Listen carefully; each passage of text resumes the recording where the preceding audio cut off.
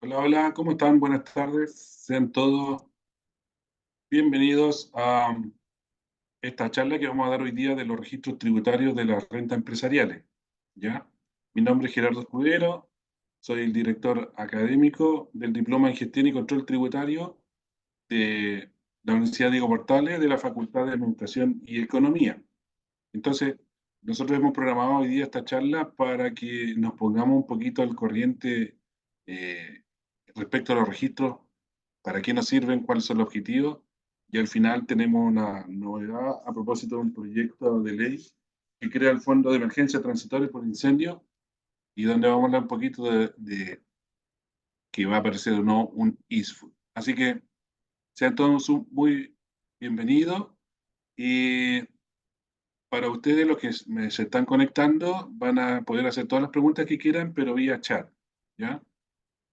Así que, si me pueden ir contando, si son todos de Santiago, si alguien es del sur, si alguien está en el norte, no sé, en distintas regiones, porque hoy día esto es lo bueno de la tecnología, que podemos estar conectados de Arica a Magallanes, ¿ya? Así que, si van teniendo dudas, consultas, si quieren conversar al respecto, sus preguntas en el chat y las vamos a ir respondiendo a medida que vayan surgiendo.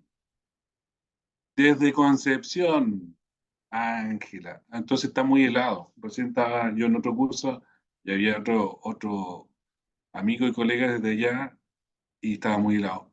Puerto Varas, qué maravilla, Felipe, y nos saca pica. ¿Ah? En la mañana hablaba con amigas de Puerto Varas y que cuando uno va de Santiago para allá, uno queda impresionado y con ganas de no volver. El fin de semana pasado yo anduve en Chiloé, en Ancud específicamente, y no dan ganas de regresar. Así que gracias por responder ahí en la interna en el chat. Y bien, comenzamos entonces al respecto. Temuco presente. Mm, Muy bien, Temuco presente. Ya, ¿qué pasó aquí? No sé por qué no los veo, pero ahí, sí. Listo. Solo les pido que por chat me dicen si ven la PPT, yo la veo, pero me ha pasado en otras clases en que no se ve.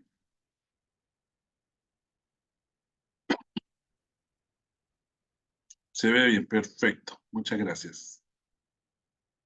Ok, entonces, como les comentaba, a propósito de este diploma en gestión y control tributario que ya comienza el 25 de julio y que dura 5 meses, están hasta diciembre, vamos a comenzar nuestra primera charla y en este caso vamos a hablar sobre los registros tributarios de las rentas empresariales.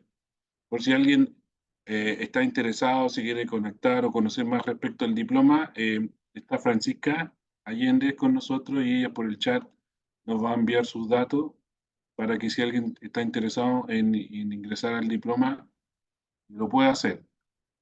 Es maravilloso el diploma por cuanto cuando uno está formándose en el área de impuestos necesita buenos fundamentos. Y hoy día los colegas, los profesores que están acá son del más alto nivel. Aparte de ser excelentes profesores, son muy buenas personas, grandes amigos, y que también hacen clase en la Universidad de Chile, la Adolfo Ibáñez y en otras universidades importantes. Así que denle una vueltecita al programa y si conocen de alguien que quiera eh, mejorar o cimentar sus bases en el mundo tributario, este es el mejor diploma que está diseñado. Tiene las tres B, bueno, bonito y malo. Ya, partamos con los registros tributarios de las rentas empresariales. Eh, RETRE le digo yo. Y ese es el nombre que efectivamente hoy día está en la ley de la renta, registros tributarios de la renta empresarial. Antiguamente se llamaba solo registros de la renta empresariales, pero son solo temas normativas que van ocurriendo. Partamos un poquito por los fundamentos, porque uno se pregunta, ¿qué es el registro tributario? ¿Para qué me sirve? ¿Cuáles debieran ser los objetivos de aquello? Y esa es la idea cuando estaba preparando esta charla, de básicamente tener claridad el por qué, cuál es la razón de ser, de ir controlando. y llevando estos registros. Y que para algunos colegas es todo un mundo complejo, pero yo creo que aquí hay que darle una mirada más simple, y eso es lo que vamos a tratar de hablar en esta horita. Lo primero, si se dan cuenta, el legislador, en la ley de la renta, estableció que los propietarios de las empresas que declaran el IDPC en impuestos de primera categoría, uno, quedarán grabados con impuestos finales. Cuando hablamos del concepto de impuestos finales, hablamos del impuesto global complementario y el impuesto adicional. Y que nosotros como personas naturales, al ser dueños de sociedades, retiremos la plata. ¿Ya? Entonces, ¿qué es lo que nos dice el legislador? Que la regla general, que todos los propietarios de empresas, por todas las cantidades que a cualquier título retiren, remesan o les sean distribuidos, eh, se van a afectar con impuestos finales. Entonces, regla general, todos los retiros, remesas y distribución de dividendos se encuentran afectos de impuestos finales. Por lo tanto, si nos quedamos solo con esa lectura, yo diría, mira, tengo, independiente de lo que tenga en mi registro, lo tenga bueno o malo, siempre voy a tener que pagar impuestos. Entonces, desde ese punto de vista, uno dice, entonces no es tan necesario llevar registros ni controles adicionales. Pero el legislador establece aquí, salvo que se trate de ingresos no renta, renta exenta del impuesto finales o renta con tributación cumplida o devolución de capital y su reajuste de acuerdo al número 7 del artículo 16. Entonces aquí nos está diciendo, mira, en nuestra legislación tributaria tenemos un maravilloso botín de oro. ¿Por qué botín de oro? ¿Le gustaría a ustedes generar utilidades por 1.000 millones de pesos? Y todos decimos, sí. ¿Y le gustaría que esas utilidades no pagaran impuestos? Y sería lo máximo.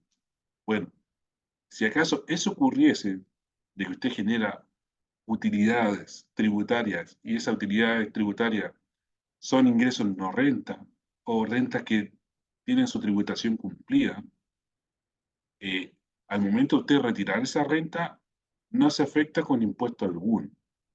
¿Ok? Y por lo tanto, ¿cómo yo tengo un distingo de cuáles son utilidades que sí están afectas a impuestos finales, que es la premisa, y cuáles de aquellas rentas son ingresos no renta, rentas exentas o rentas con tributación cumplida? Entonces, y ahí ocurre lo siguiente.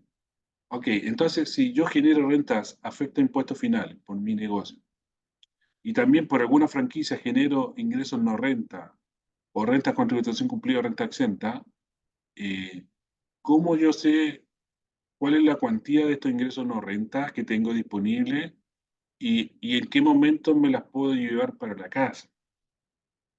Porque sería simple que si yo generase ingresos no renta, estuviese solo en una sociedad y por lo tanto ahí yo sé que toda la platita no va a tributar. Pero por regla general no ocurre aquello. Antiguamente, para que conceptualicemos este concepto de ingreso no renta, teníamos que el mayor valor en la generación de acciones que tienen presencia bursátil no tributa, eran ingresos no renta. Entonces imagínese que usted tenía 100 millones en caja y decía, pucha, ¿sabes qué? La bolsa, el IPSA está abajo, voy a invertir. Invertía los 100 millones y generaba 60 millones de utilidad, rescataba 160. Eh, Esos 60 millones eran ingresos no renta y por lo tanto, uno, la empresa no pagaba y dos, usted como socia o socio al momento de retirar tampoco pagaba. Pero ese ingreso no renta se tenía que controlar especialmente en algunas columnas, se tenía que llevar el control. Hoy día la realidad cambió. Para los instrumentos financieros que cumplen los requisitos del artículo 107 de la Ley de la Renta, el legislador estableció que la regla general se encuentran afectos a un impuesto único con tasas del 10%. Igual la tasa es baja, así que en nuestro caso en particular entonces podría ocurrir lo mismo.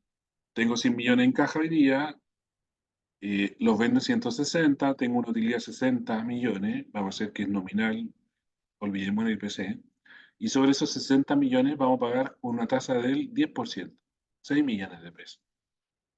Luego, estos 60 millones que yo generé utilidad, le resto los 6 millones del impuesto que estoy pagando el 10%, me quedan 54 millones disponibles y que el legislador estableció que para el nuevo artículo 107 son rentas con tributación cumplida. Y por lo tanto me lo puedo llevar libre de impuestos. Entonces, pagué una tasa del 10, sí, pero me lo puedo llevar libre de impuestos. Entonces, tengo que saber, al momento de yo retirar, distribuir o remesar los fondos, si la platita que estamos sacando va a pagar o no impuestos finales. Dijimos la premisa, la regla general, lo que dice el legislador, es que todas las rentas, todos los retiros, remesas, distribuciones y dividendos que se hagan a cualquier título, se encuentran afectados de impuestos finales. Entonces, número uno, necesito de alguna otra forma controlar, en el caso de mi empresa, cuáles son las rentas que sí están afectadas a impuestos finales y cuáles son rentas que son ingresos no renta, rentas con tributación cumplida o renta exenta. Ya, eso es número uno. Fundamento. Legislativo. Número dos. Nosotros hablamos que en Chile tenemos un sistema integrado. ¿Ya? Eh, Como tenemos un sistema de tributación integrado,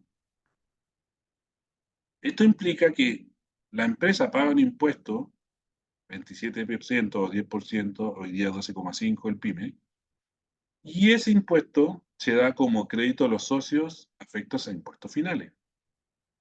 Número uno, ¿dónde está el origen de esa norma? ¿Cuál es el fundamento? Que siempre hablamos que Chile tiene un sistema integrado, hoy día semi-integrado, ¿cierto? Pero en los contribuyentes sujetos al régimen 14A. Pero la regla general es que hay un sistema integrado.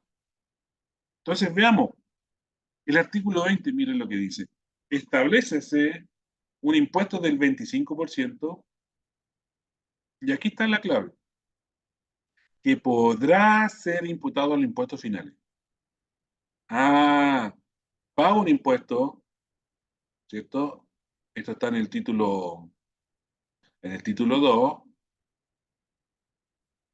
primera categoría de la renta de capital y de las rentas comerciales entre minería y otra, del párrafo 1. Entonces el artículo 20 es mi artículo que me indica a mí que esta renta, este crédito que yo pago, lo puedo imputar como al impuesto final. Entonces, este es el fundamento del sustento legal jurídico respecto a que hablamos del sistema integral. Y mire lo curioso, ¿qué es lo que pasa? Que la regla general es que las rentas se afectan con un 21, esa 25, la regla general. Pero mire lo que dice aquí. Si es 14B, la tasa general es 25. Pero si es 14A, la tasa es 27. Entonces tenemos tres tasas. 25 régimen general, 25 el PROPYME, 27 el 14A. ¿Ya? Entonces surge la duda. Si el legislador me dice, la empresa paga un IDPC, ¿cierto? Paga un IDPC. Y ese IDPC se puede dar en contra del impuesto final, o sea, en un crédito. Bueno, ¿cómo controlamos eso? ¿Qué hacemos? ¿Cómo sabemos que se pagaron 100 pesitos de impuesto de primera y que solamente 100 pesitos se le va a dar crédito y no va a utilizar nada más? Entonces, hay que controlar, hay que llevar un control, hay que tener claridad al respecto. Y entre paréntesis, ¿cierto? Entre paréntesis. A propósito de la modificación legal y la circular 34 del 2023 que el servicio publicó, no hay que olvidarse que para el año comercial 2023, el régimen PYME que ya pasamos, el AT 2024, era tasa del 10. Y en el año comercial 2024, el legislador aumentó a un 12,5 este año. Entonces, todos los retiros, remesas, distribución que haga un ProPyme este año, se le va a dar el factor 0,142857. Pero la empresa va a pagar con tasa del 12,5 este año. Y si no hay ninguna reforma tributaria para el año comercial 2025, ¿cuál va a ser la tasa? Y ahí vamos al artículo 20, va a ser tasa del 25%, porque aquí en el primer punto seguido nos dice que el régimen ProPyme, su tasa es del 25%. Entonces tenemos fundamentos. Número uno, los impuestos, los retiros, remesas, extracción y dividendos, regla general, se encuentran a efecto impuesto final, excepto cuando sean imputados a ingreso no renta, renta exenta o renta con tributación cumplida. Entonces necesito separar las aguas, ver cuáles son las utilidades que sí tributan y cuáles son las que no tributan. Número dos, el impuesto que paga la empresa, el IDPC, impuesto de primera categoría, se da como un crédito para el efecto de impuestos finales. El artículo 20 de la ley no lo señala.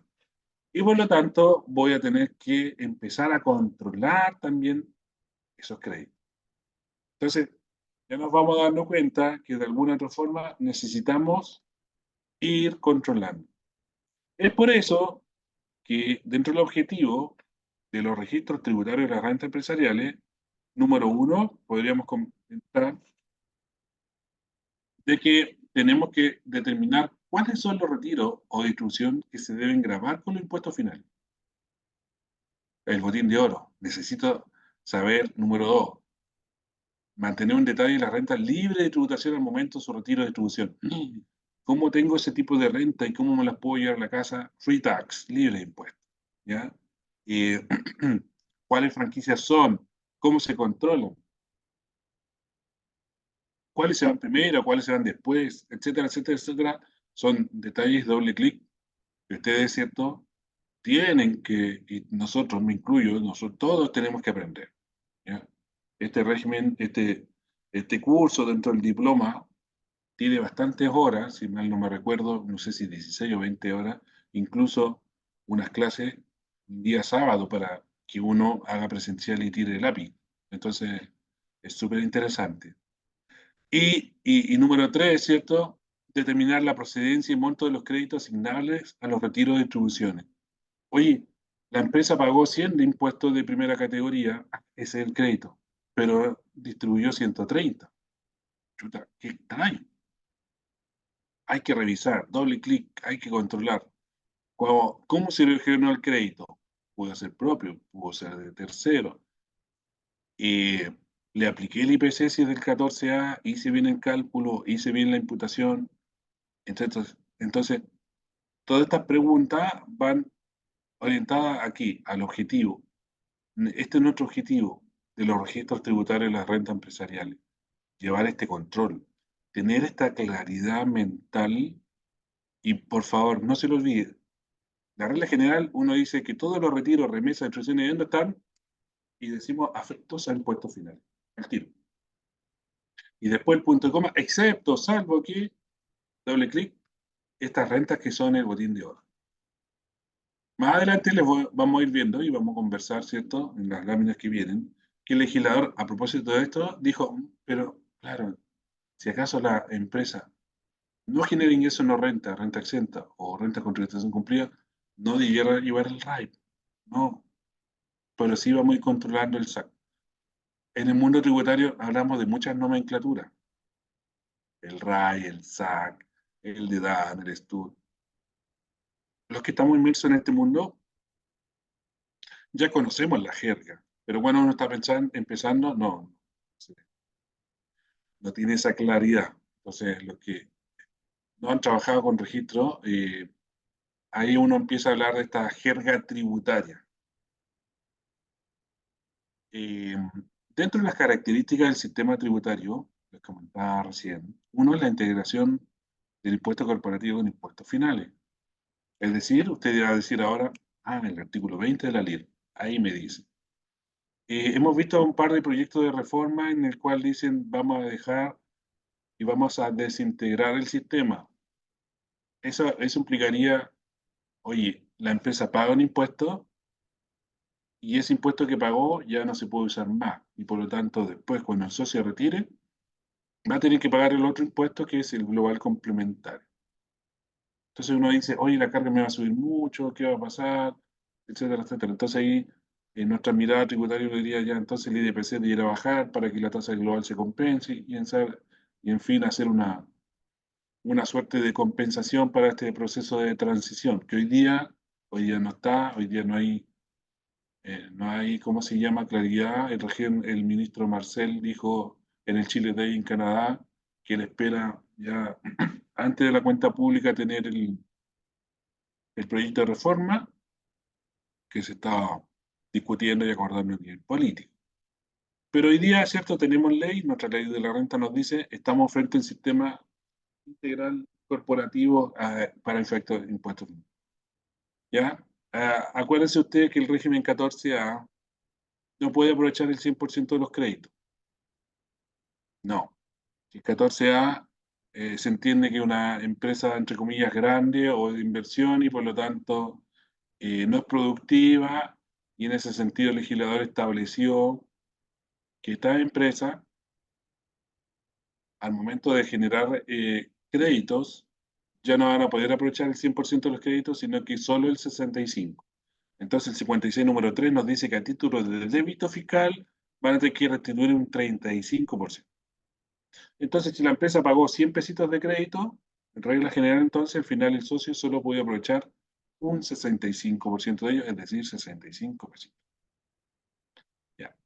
Dentro de las características que estamos hablando del sistema tributario, entonces también el legislador estableció que permite postergar los impuestos. ¿Ya? ¿Y cómo yo postergo el impuesto final? Muy simple. Número uno, generé una utilidad de 100 millones y pagué 27 millones de impuestos. Número dos, esos 100 millones yo no los he retirado. Como yo no los he retirado de la empresa, no se graban con impuestos finales. Por lo tanto, eh, se posterga la tributación de los impuestos finales. Y ahí es donde surge esta encrucijada y donde vemos que muchos empleados, gerentes generales de gran empresa, dicen, oye, chuta, yo me afecto con impuestos finales al tiro, en cambio, el socio de una sociedad va postergando la tributación. Si nosotros nos contratasen como gerente general y nos pagasen, no sé, 300 millones al año, y a una tasa efectiva de casi del 35% va a pagar más de 100 millones de impuestos, es decir, nos queda flujo de caja como 280 millones. Perdón, dije 300 millones, ¿cierto? 300. Nos va a quedar un flujo de caja de como 190 millones. En cambio, si generamos utilidad por 300 millones en la sociedad, vamos a pagar impuestos finales en la medida que nosotros hagamos el retiro. Por lo tanto, estimado Boris, a propósito de su buena pregunta, la idea de desintegrar el sistema es que este impuesto que paga la empresa ya no se dé ni se utilice como crédito por parte del socio. Por lo tanto, sí seguiría el diferimiento y uno diría, mira, yo voy a pagar los impuestos finales solo recién cuando retire la platita de la sociedad. Si pasan 10 años y no he retirado la plata, entonces no se afecta con impuestos finales. ¿Y, y esto por qué? ¿Cuál es el objeto de permitir este postergamiento de pago de impuestos finales, diferir la tributación? Una de esas características es que estimula la inversión. ¿Por qué? Porque uno dice, mira, si tengo una utilidad de 1.000 millones, pero si me llevo los 1.000 millones al tiro y pago impuestos por ello, que voy a pagar como 400 millones, me quedan 600, y puedo dejar la empresa sin inversión, sin flujo de caja disponible para generar nuevos negocios. Entonces, de alguna otra forma, el número uno, pagar impuestos de primera categoría y número dos, aparte el impuesto final, me permite no retirar toda la plata de la empresa, ni tampoco tributar por ella, y con eso dejarla en caja disponible para que me vaya a rentar. Y nosotros como empresarios sabemos que somos más rentables que IPC. Entonces, a propósito de esto, es que tenemos este control de las utilidades acumuladas tributarias y que se van generando por la empresa. También se estimuló la inversión a propósito de la franquicia de la reinversión, el 14E. ¿Qué nos dice ahí? Nos decía, mire, si sus ingresos no superan las 100.000 UF, ya, usted determine una renta líquida provisoria, reste los retiros, es decir, hagamos supuesto que usted no retiró nada, ya generó 1.000 millones de utilidad, no retiró nada ni pagó gastos rechazados, entonces el legislador dice, usted puede descontar el 50%. Y uno dice, voy a descontar 5.000, 5 más 500.000, pero el legislador puso una letra chica de 5, a tope de 5.000 UF. Entonces, para que nos cuadre la ecuación, vamos a decir, generamos una utilidad de 200 millones renta líquida. Como no tengo retiro, y tengo esta franquicia con tope de 5.000 UF de descuento, yo voy a poder descontar la mitad, 100 millones. Y por lo tanto voy a pagar el DPC solo por 100 millones, aun cuando generé 200 millones. Entonces, de nuevo, ¿qué está haciendo esto? Estimulando la inversión. Generó 200 millones, pero como no ha retirado, pague mi impuesto solo por 100 millones hoy día. Pero si el día de mañana retira esa platita, bueno, ahí va a pagar con impuestos finales y no va a tener un crédito disponible porque no pagó. Si hace término de giro, bueno, ahí estamos esperando, y como lo estamos esperando el término de giro, usted ahí va a tener que pagar sus impuestos finales sobre estos 100 millones que pagó el IPC. Entonces, en nuestro sistema tributario hoy día tenemos el régimen full contabilidad completa, determinamos la renta líquida del 29, llega al 33, hasta el 33, aplicamos la maravillosa corrección monetaria, artículo 41, y vamos a determinar el capital propio tributario. Y no hay que olvidarse que hoy día la definición está en el número 10 del artículo 2 de la ley de la renta, ¿cierto? ¿Y qué dice? Que es el conjunto de bienes, derechos y obligaciones, todos a valor tributario. En español nos dice, mira, activo tributario menos pasivo tributario, tengo capital propio tributario. Y es maravilloso porque a través de este mecanismo de capital propio tributario determinamos el RAI, determinamos, ¿cierto?, la pérdida que podemos descontar en la renta líquida, y tiene muchas otras situaciones en que usamos ese capital propio tributario. Y en el régimen ProPyme se determina la renta líquida en función de flujo, y hablamos de base imponible. No aplica la corrección monetaria, 14 de número 3, letra C. La PYME no aplicará, ¿cierto?, la corrección monetaria establecida en el artículo, las normas establecidas en el artículo 41 de la ley. Y determina un capital propio tributario simplificado. En ambos regímenes, 14A y régimen ProPyme, el legislador estableció de que los propietarios solo van a tributar con impuestos finales cuando retiren. Es decir, hay un diferimiento, hay una estimulación de la inversión. Régimen entonces 14A, cuando usted retire, remese o distribuya los fondos, eh, el socio afecto a impuestos finales va a pagar impuestos recién cuando llegue, ¿cierto?, a su caja, a su bolsillo. La misma situación va a pasar en el régimen ProPyme. Y dentro de la fase de la renta empresarial, la regla general es que, número uno, la empresa genera los fondos. Número dos, como la empresa genera fondos, hay que hacer un control de esas utilidades para determinar cuáles utilidades sí deben afectarse con impuestos finales, cuáles utilidades no se deben afectar con impuestos finales. Entonces ahí vamos acumulando en nuestro chanchito de ahorro. Vamos dejándolo ahí. En temas de fútbol está en la banca, en espera que sea llamado para que gatille tributación. Y finalmente, ¿cierto? Después de este control, que son los registros y el SAC, el crédito, ya está el consumo. El propietario, al momento de retirar esa platita, ¿cierto? Se va a ver efectos con impuestos finales, pero solamente cuando los retire. Entonces, régimen 14A y 14D3,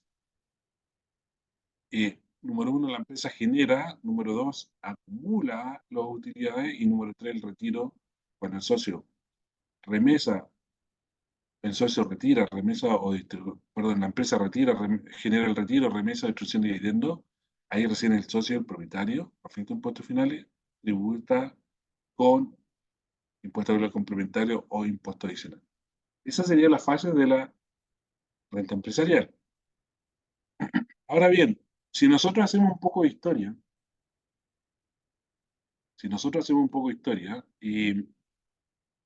tenemos que ir mirando de que hoy día, cuando yo acumulo la renta, efectúo un diferimiento de la tributación de ella. Pero si nos damos cuenta, mire, hasta el 31 de diciembre del año 1983, eh, respecto a los empresarios individuales, sociedades de personas y comunidades, la renta era devengada para los propietarios. ¿Qué quería decir eso? Si la empresa generaba 100 millones de pesos y era empresario individual, se entendía que los propietarios tenían que tributar con impuestos finales. Entonces decía, oye, generé 100 millones, pero solo retiré 10. Los tribute por los 100 millones. Luego, en la sociedad anónima se establecía que pagaban una tasa adicional establecida en el ex artículo 21, ¿ya? Pero tributaban a los socios con renta percibida. ¿Y quiénes podían hacerlo? Los socios de sociedad anónima. Esto implicaba entonces que si yo era sociedad de persona, empresario individual, y generaba utilidad por 1.000 millones de pesos, se iban directo al global, aun cuando no lo retirase. Entonces el legislador dijo, vamos a hacer un cambio de criterio. Vamos a decir que todos los socios de toda la empresa, independiente de la calificación jurídica, van a tributar solo cuando la renta se encuentre percibida, es decir, cuando no retiren. Y por eso, se crea este concepto antiguo del FUT, Fondo de Utilidades Tributarias. Entonces, desde el año 84 hasta el año 2016 se generaban estas utilidades en la cual la empresa sí pagaba el impuesto de primera categoría, número uno, y número dos, el socio, iba a tributar con impuestos finales cuando los retirase. O sea, fue un cambio brusco hasta el año 83 respecto a los empresarios individuales y la sociedad persona, y fue muy bueno porque permitió que todos los recursos siempre quedaran en caja, porque si retiraban tenían que pagar más impuestos. Entonces, eso incentivó la inversión. Y como dice, estimado Boris, usted parece un palito blanco, me dijo lo que venía y muy bien, gracias por su comentario. Cuando vemos en el año 2017 que aparece este concepto de renta atribuida, para nosotros que somos los más jóvenes era algo novedoso, pero para los que estaban en el año 83 ya no era tan novedoso, era algo conocido. La renta atribuida que estuvo 2017, 18, 19, régimen 14A, nos decía, generó 100 millones y la empresa paga el impuesto y en ese mismo acto se entiende que los socios, los propietarios, pagan con impuesto final. Originalmente, en el proyecto que enviaron al Congreso, la renta atribuida era el único sistema que iba a existir. Entonces, imagínense, Boris, que usted es dueño de un banco y ese banco generó 500.000 millones de utilidad. ¿Ya? Hay un par de bancos que generan esa utilidad.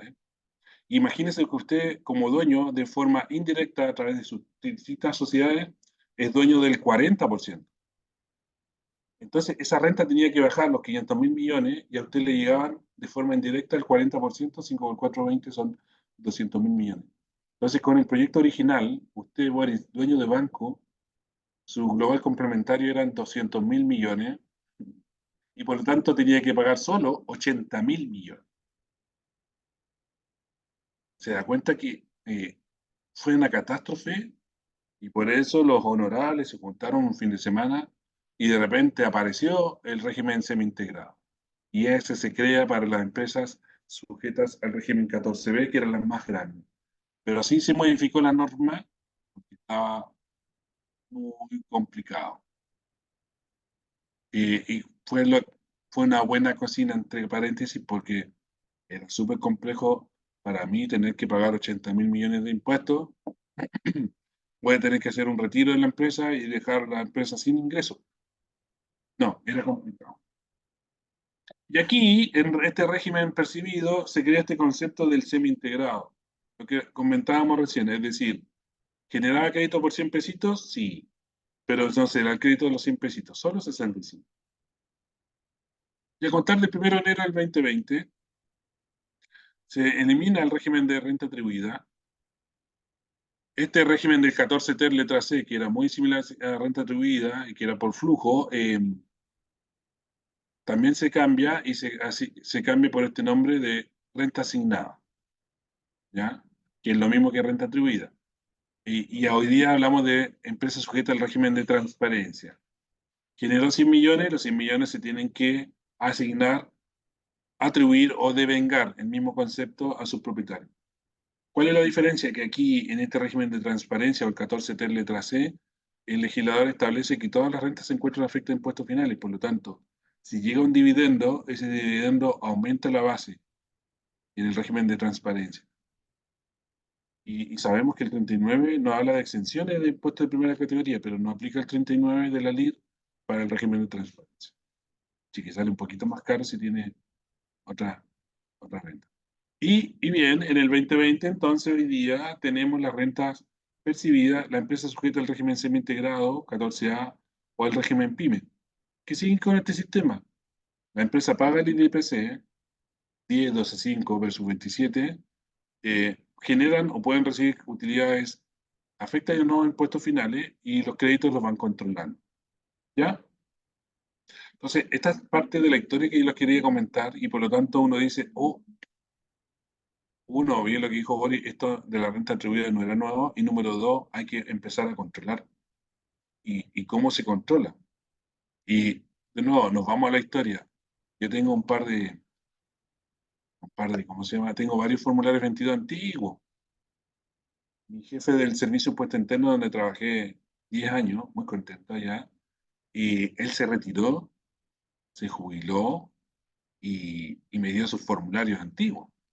También trabajé en un banco, le dan impuestos y otro jefe ahí estuvo más de 40 años en el banco. Antiguamente usted entraba a un banco y se queda toda la vida. Y- Así que mi otro jefe que estuvo 35 años en el servicio era más o menos jovencito. Yo me acuerdo que en el servicio un funcionario estuvo más de 60 años, trabajó, funcionario de carrera. ¿Y por qué les traigo a colación este formulario 22? Porque yo sé que no se ve muy bien, pero aquí se controlaban estas utilidades acumuladas hasta el 31 de diciembre del año 83. Y aquí se acumulaban, ¿cierto? Y controlaban la renta afecta a impuestos finales.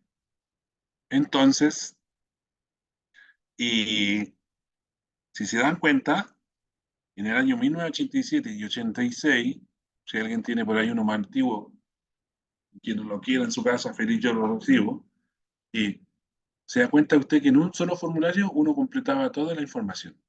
¿Ya? Hoy día no se puede, hay mucha información, pero en fin. Y desde ya del año 86 y 87 ya se controlaba de alguna forma los saldos acumulados. No estaba normado así como yo lo iba a controlar, pero sí tenía que llevar mis hojitas manuales, porque en esa época el computador no era tan masivo. Hoy día, entonces, si nos vamos estrictamente al régimen de los registros tributarios y las rentas empresariales, ¿dónde encontramos cómo los controlamos, cuáles son sus nombres y qué hacer y qué no hacer? Y nos vamos, navegamos en el 14, artículo 14, letra A, ¿sí? Porque después el 14 de 3 remite en parte de esto. Y el artículo 14A nos dice que ahí nosotros vamos a ver las rentas provenientes de empresas obligadas a declarar el IDPC según renta efectiva terminada con contabilidad completa. Y el artículo 14D nos habla del régimen para las pymes, pequeñas y grandes empresas. Si hiciéramos una fusión, división u otro proceso de reorganización, el 14C de la LIR nos indica. Y claramente, cuando estamos en presencia de una fusión, división o estos procesos de reorganización, tenemos que ir controlando también estos registros, saber cuánto era mío, cuánto era tuyo, en el caso de fusión, en el caso de división, cuánto yo tengo y cuánto voy a asignar a la empresa que nace, que llamamos NewCo. Así que cuando le toque ver estos temas, váyase en primera instancia a la ley, ¿cierto? Artículo 14 de la ley, váyase a la circular 73 del 2020, váyase a la resolución, 39 del 2021, y después va ese oficio, y luego llámenlo a mí. Esa es como que debería ser el orden lógico. Pero a veces en el día a día uno llama a un amigo y le va a solucionar los temas, pero en estricto rigor, durante el diploma, ¿cierto? A los que asistan, la idea es eso, hacerle doble clic a los artículos y que usted tenga el fundamento. No es que lo dijo el profe Escudero, no, no lo digo yo, no lo dicen en la noche, lo dice la ley. ¿Ok? Aquí está el incentivo al ahorro, 14. Léalo muy bien porque si es para 14A y si es para 14D3, pero hasta 100.000 UF, que tiene una ventaja tributaria importante. Bueno, entonces en el 14A nos dice, todas las empresas van a tener que llevar sus registros tributarios de la renta empresarial. ¿Ya? Y ahí nacen estos conceptos y hablamos del RAI, casa jardín, renta afecta a impuestos, el DEDAN, el diferencia entre depreciación tributaria normal acelerada, el registro REX, renta exenta, con tributación cumplida, ingreso a la renta, y el saco de crédito que hizo un amigo, ya saldo acumulado de crédito. Y esto compone los registros. Esto es lo que controlamos. Y adicionalmente, el artículo 11 transitorio nos habla de este elemento que es el saldo total de utilidades tributarias, el STUT, que es nuestro antiguo queridísimo FUT. Por lo tanto, cuando me hablan, oiga, ¿y cuáles son los registros tributarios? RAI, DEDAN, REC y SAC, 14A. El STUT, si bien es cierto, uno lo coloca aquí al final, casi cayéndose, eh, jurídicamente no forma parte de los registros. ¿Y para qué sirve el STUT? Solamente para controlar la tasa TEF. ¿Y qué es la tasa TEF? Eh, es una tasa promedio de los créditos del 2016 versus el FUT del 2016. Y en nuestra jerga decimos, divide el SAC del 2016 por el STUTS y te da la tasa TEF. Bueno, y es importante señalar que el DEDAN, esta diferencia entre la depreciación tributaria normal y acelerada, no lo tiene que llevar al registro PROPIM, ¿no? Porque el 14D número 3 letra D, nos dice que la PIMA depreciará de forma instantánea, íntegra, los bienes del activo fijo inmovilizado y que hayan sido pagados. La resolución 19 habla de los registros tributarios y la renta empresarial del 14A y la resolución 39 habla, ¿cierto?, del registro tributario del 14D3. Volviendo a la historia, hablamos que hoy día llevamos el RAI, el DEDAN, el REC y el SAC. ¿Cómo era antes? Hasta el 31 de diciembre del 2016, nosotros llevamos el FUT, Fondo de Utilidades Tributarias, que es muy similar hoy día a nuestro RAI. Llevamos el FUF, Fondo de Utilidades Financieras, se le llamaba así, aunque no tenía nada de financiero porque era la diferencia entre la depreciación tributaria normal y acelerada, y hoy día llamamos de DAN. Teníamos el FUND, Botín de Oro, que hoy día le llamamos REX. Tenemos el SAC, que antiguamente eran los créditos. Si se dan cuenta, seguimos con lo mismo.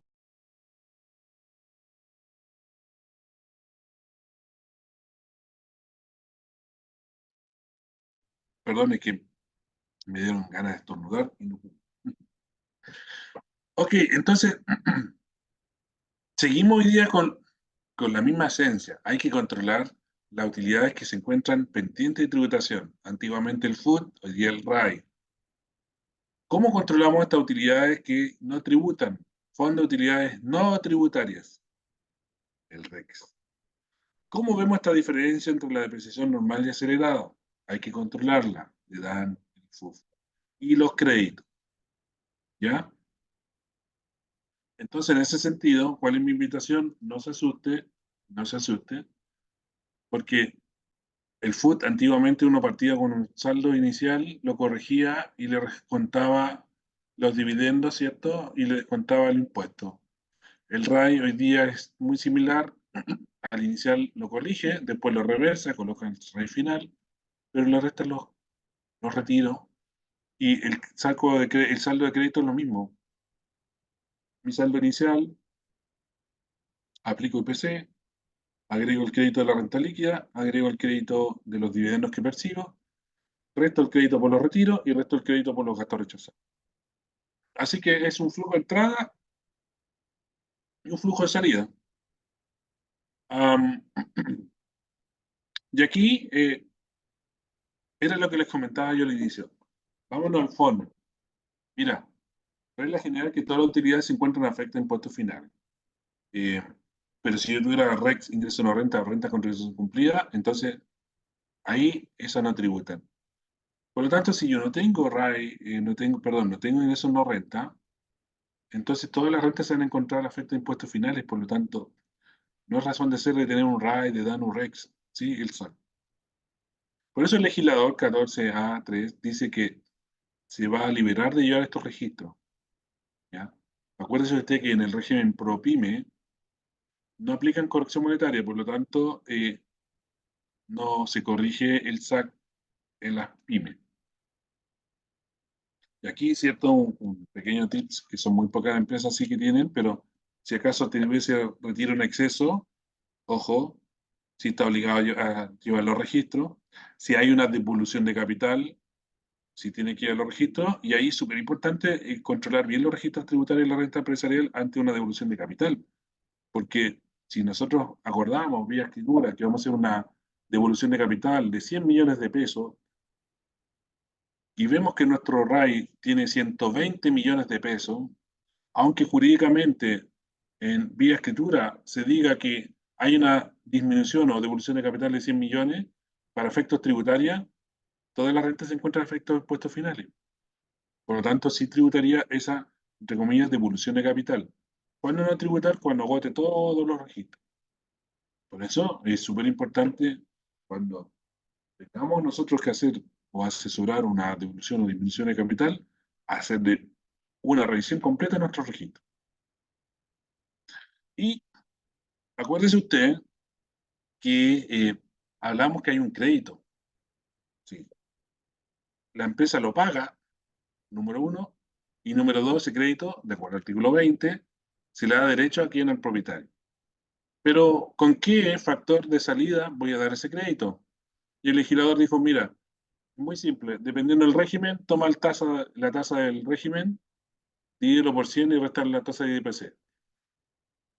Ok, en español, si mi régimen el año pasado, que era 14 de 3 tenía tasa del 10, yo digo, 10 lo divido por 100 menos 10, o cuánto me falta de los 10 de impuestos de IPC para llegar a los 100, me falta 90. Entonces 10 dividido en 90 nos da 0,11, 11, 11. Ese era el factor para el régimen 14 de 3. En el 14A uno dice 27 dividido por lo que me falta para llegar a 100, 73. Ah, 27 dividido por 73 nos da 0,36, 98, 63. Así que independiente del crédito que usted tenga acumulado, de dónde venga, con qué tasa vino, la regla general es que se aplica con el crédito eh, de- del régimen en el cual se encuentra. Si tiene crédito acumulado hasta el 2016, ahí hablamos que uno utiliza otro factor, que son los créditos del 2016 dividido por el STUT del 2016. Ya, y también había otro crédito que se asigna cuando hay impuestos pagados en el exterior. Se puede generar impuestos pagados en el exterior por dos situaciones. Una, yo invertí en una empresa chilena y que ella distribuye dividendos y tiene créditos de impuestos pagados en el exterior. O número dos, yo invertí directamente en una sociedad en el exterior. Entonces ahí aplicamos las normas del 41. Y como tengo un crédito que lo voy a aprovechar en Chile, el legislador dice, mira, cuando se vaya ese crédito, tú lo puedes utilizar. Y utiliza el factor, la tasa del impuesto menos 0,35.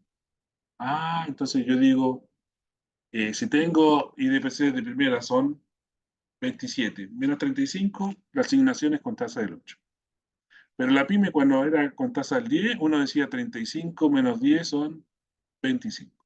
Hoy día, este año, como la pyme es 12,5, tenemos 35 menos 12,5, 22,5. Entonces, no se complique, miro mi régimen en que estoy para asignación del crédito y en función de eso voy a aplicar la tasa. ¿Ya? Eso es básicamente es la mirada que tenemos que tener respecto a los registros tributarios de la renta empresarial. El por qué, el para qué, es súper relevante y también conocer la historia. Luego, hacer el doble clic, eh, reglas generales, uno decir, tengo que tener claridad cuáles son las rentas que yo voy controlando que no tributan, cuáles son las que sí tributan y cómo voy controlando el SAC. Y créanme que llegan momentos y oportunidades en que este registro, si uno lo revisa, lo vuelve a mirar y lo vuelve, ¿cierto?, a reprocesar. Como por ejemplo, antes que terminemos, lo que está ocurriendo hoy día. Eh, Miércoles 15 de mayo, publicación del Ministerio de Hacienda. Listo para hacer ley. Cámara de Diputadas y Diputados despacha proyecto que crea un fondo transitorio para la reconstrucción. Eh, Básicamente, a propósito de los incendios que ocurrió ahora en Valparaíso, Villa del Mar, eh, se requiere más recursos. Entonces el legislador, los primeros días de abril, presentó un proyecto que ahora la Cámara lo despachó y falta que lo vea el Tribunal Constitucional y que lo firme el presidente. Y básicamente nos dice, mire, sabe que si usted está sujeto al régimen A, va a poder pagar un tributo sustitutivo en impuestos finales con tasa del 12. Vea cuánto RAI tiene, dígame si tiene crédito acumulado el 2016 o crédito acumulado el 2017, y si es 14A, me pagan una tasa del 12%, y después que me pagó, se puede llevar esa platita en el momento en que usted lo estime. Ay, ¿cómo voy a controlar eso? Y ahí entonces vamos a tener que llevar una columnita en el registro de rentas con tributación cumplida, muy parecida al ISFUD. Es decir, eh, una vez que se promulgue esta ley, vamos a tener un nuevo ISFUD que va a durar hasta el último día hábil de enero del bancario, de enero del 2025 hasta el 31 perdón, 31 de enero del 2025. En el régimen 14 de 3, este tributo sustitutivo en impuestos finales tiene una tasa del 30%. Y número 2, puede utilizar los créditos acumulados, por lo tanto, toma el monto que va a coger, agrega el crédito que va a utilizar y sobre esa base incrementada paga el 30 y después descuenta el crédito. En cambio, en el régimen 14A, voy a coger 100 millones, por lo tanto pago 12%. Para algunos le va a salir más caro porque uno dice, mira, yo ya pagué el 27 de esta renta, por lo tanto, 27 que pagó la empresa más un 12 me está dando una tasa efectiva del 39. Entonces, a algunos les va a convenir, otros no, hay que darle un doble clic, pero a muchos empresarios les encanta esta figura porque, número uno, el legislador dice, paguen este impuesto y con esto se entiende que la renta está con tributación cumplida. Y número dos, lo puede retirar en cualquier momento como así lo estime conveniente y no hay un orden de prelación. No es que tiene que darse primero el RAI, no, como usted quiera. ¿Ya?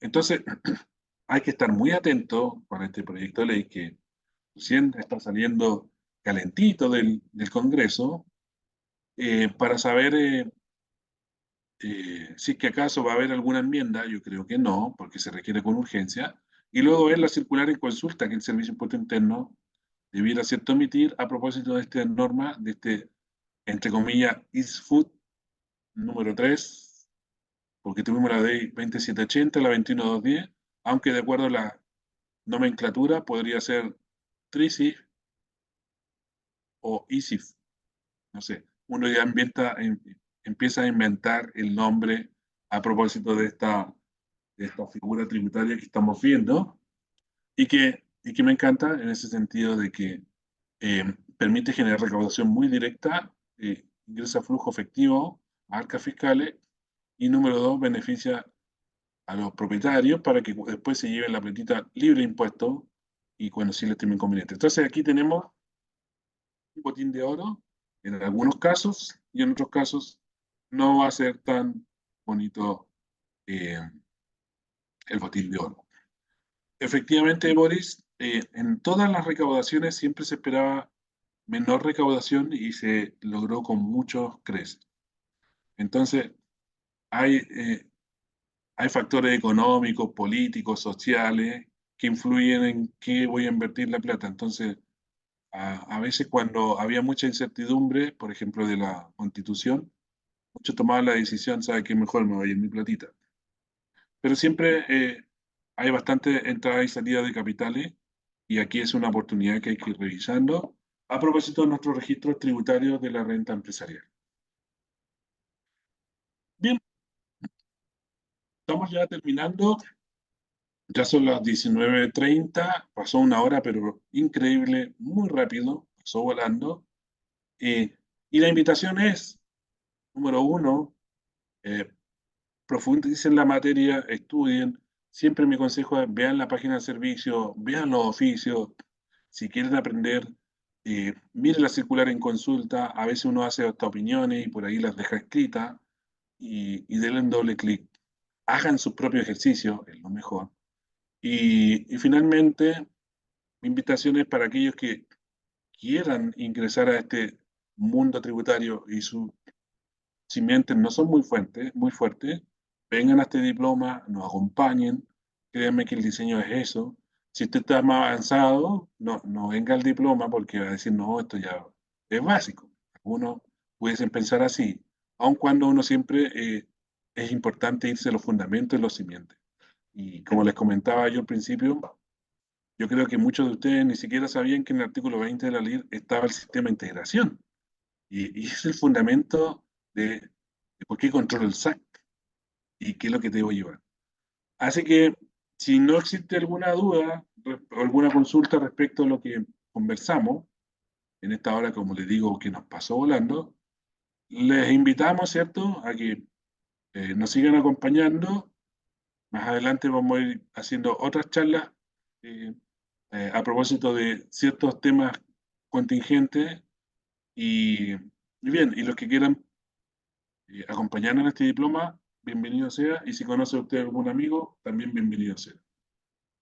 Ya, muchas gracias a todos ustedes que nos pudieron acompañar y entiendo que va a quedar cierto disponible después la grabación de esta charla y tal como dice Francisca, y después se va a enviar y por lo tanto espero verlos pronto en una próxima oportunidad. Me despido, muchas gracias por todo, que estén muy bien, nos vemos.